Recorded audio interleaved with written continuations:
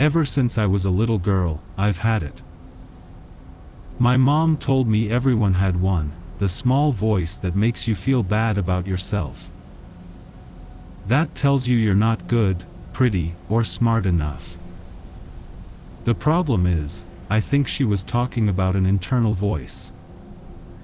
My voice comes out of a small mouth on the back of my right hand. I realized pretty early on that no one else could see it. I didn't like the looks I got when I tried to bring it up to my family, so I got really good at pretending it wasn't there. Winter has always been my favorite season. Bulky sweaters and gloves muffled the voice. As I grew older, alcohol in the evening helped dull the voice enough to sleep. Unfortunately, that just meant it screamed in the morning. I managed well enough, I suppose, but it was exhausting. When I spoke in front of a group, "You sound like an idiot, they're all just pretending to like you." When I dressed up to go out, "Look at how fat you look, you're so ugly." When I began writing, "You're terrible at this, give up." It quieted down a bit when I met my husband, or maybe it was just drowned out by the way he looked at me, like he saw all of me and loved every bit. Unfortunately, it came back full force in the months after the birth of our daughter. "He won't love you if you don't lose that baby weight. You better hope this baby is nothing like you. You're a terrible mother." On and on it went, as if it was rubbing my vulnerabilities raw with a wire brush. I became pregnant again, and sadly, we lost the baby. The mouth didn't say anything then, it just began to cackle, a hideous, haunting cackle, day and night. Finally, I'd had enough. When my husband and daughter were sleeping, I went down to the shop adjacent to our garage. I wrapped a tourniquet around my arm, dialed 911 to give our address and the situation, and sliced my hand off at the wrist. I told them it was an accident, of course, but no one really believed me. I was in the hospital for a long time, but the pain, the separation from my family, all of it was worth it for the blessed silence. I got out, and finally became myself. My relationship with my husband reblossomed, and for the first time I could remember, I felt peace. The years passed quickly, as they do when you're happy. I watched my daughter grow, she's 4 now, but last night something happened that shattered my peace. I was brushing my teeth as she played in the tub, when I heard her say, "Why would you say something so mean?" and start to cry. I turned around and she wasn't staring at me, but at the back of her right hand.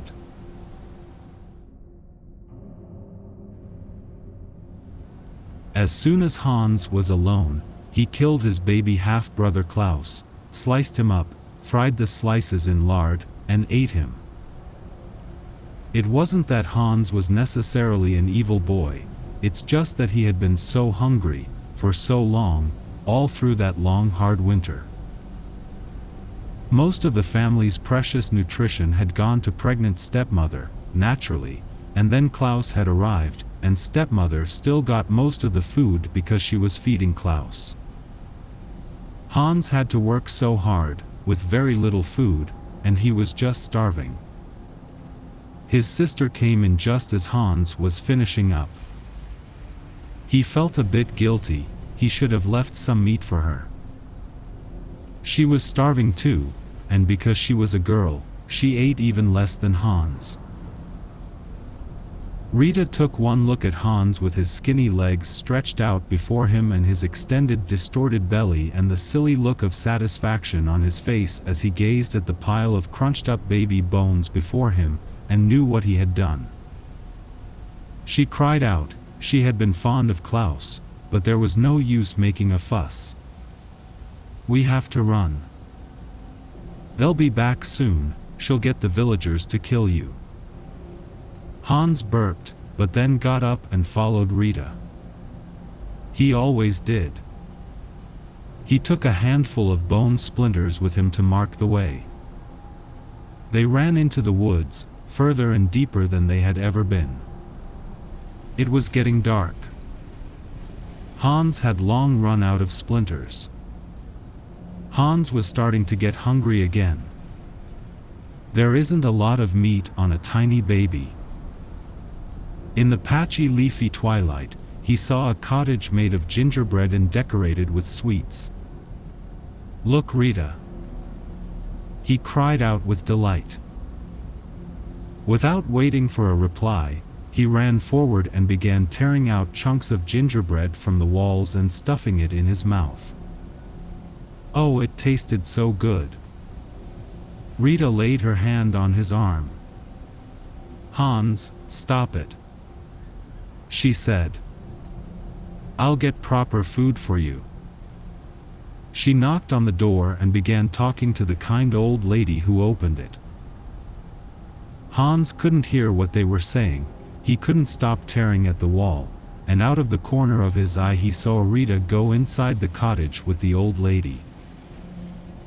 He decided to wait for her outside. It was quite dark now, with moon still set, and he didn't want to go inside the cottage. He plucked at the whitish-gray rock candy decorating the base of the wall. They would break his teeth, unlike Klaus's soft melting flesh. A heavenly smell of baking meat wafted outside. He raised his nose and breathed it in deeply. It smelled like the meals his mother made, so many years ago. Rita came to the cottage door. "Hans," she called sharply. "Come inside, brother. I prepared a meal for us."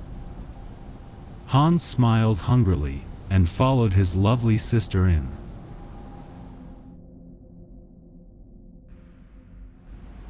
Have you ever felt a seemingly insignificant itch or prick on your skin and just carelessly scratched at it?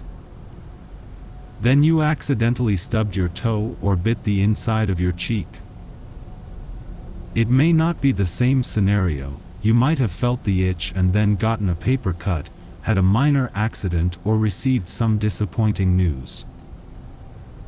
The minor accident could range from tumbling down the stairs to falling off your bike to some other such mishap you might be able to shake off after a while. The news may not even be that bad, but it would be enough to make you a little miserable. Maybe even ruin the rest of your day. You have just been bitten by a bad luck fairy. Imagine a cross between a woodland fairy and a bloodthirsty tick. They may look cute under a magnifying glass, but they bring about so much suffering. They are about the size of a tick, except that they fly instead of jump. They also feed in a similar fashion to ticks. Like how ticks store blood in a sack and digest it over a period of time, bad luck fairies also store their meal in a sack located on the lower part of their abdomen. They latch onto their victim and bite them with their tiny needle-like teeth. But they're not hungry for blood. Instead, they enjoy the taste of pain and misery. And the more miserable the victim, the richer the nutrients. After latching onto a victim, they bring bad luck onto them to increase the misery of that person. Good luck charms such as four-leaf clovers and horseshoes do little or nothing to ward off their vicious attacks. Very rarely do they ever escalate the pain and misery to unbearable amounts. After all, they need their victim alive to feed. A few fairies can be greedier than the others. They crave the sweetest kind of misery and increase the pain and suffering of their victims. Those greedy little fairies can trigger life-threatening accidents and are known to even cause cancer and other illnesses. Feeding on the highest form of misery until their misery sac explodes, killing both the fairy and their victim. The fairies are hard to notice, The only indicator you get that you have been bitten by these little pests is a slight itch or prick. If you ever feel something like that, especially when outside, the best advice for you is to take cover and hide because bad luck is on its way.